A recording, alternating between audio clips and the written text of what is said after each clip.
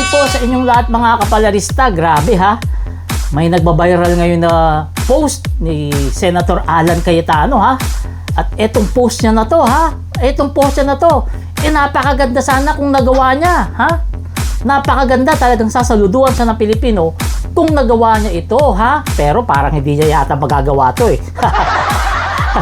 Kasi si Alan Cayetano ngayon ay kontra sa pagbubukas ng bank account ni Sara. Ano nangyari? Akala ko nga bayani na to. Dati si Alan Peter Cayetano dito sa post niya na to.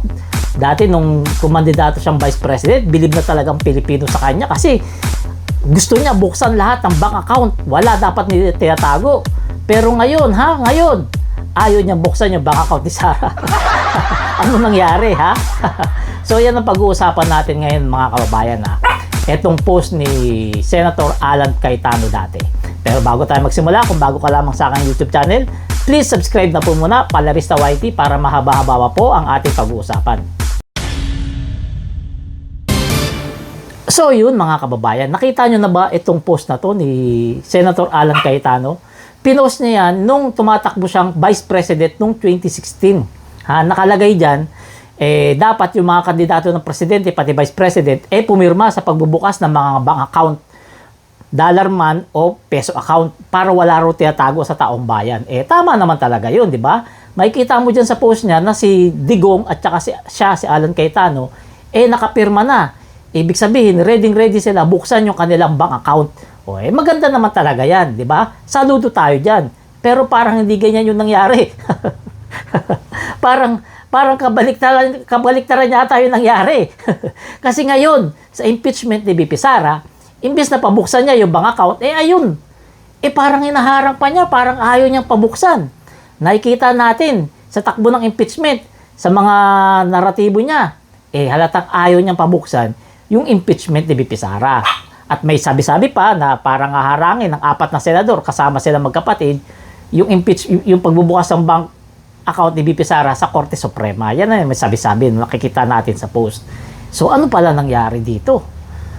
Marami nagsasabi, papogi lang ba ito ni Senator Alan Cayetano dati nung tumakbo siyang Vice President para manalo? May mga nagsasabi rin, baka naman talaga strategy lang to dati ni Alan Cayetano para iboto siya ng tao. Kasi makikita mo, buksan ang bank account, hindi basta-basta yan, hindi biro yan. Buksan yung bank account ng kahit sino, di ba?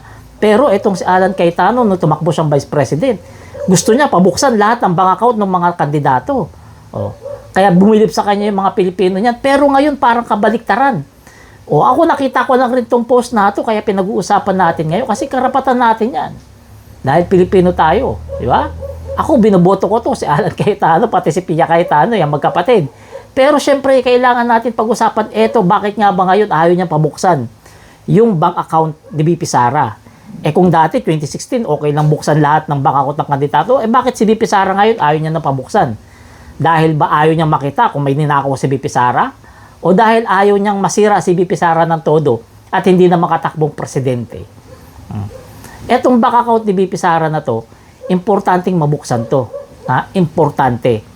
Pero sa nakikita natin takbo ng impeachment, merong mga senador na talagang hinaharang ang pagbubukas nito.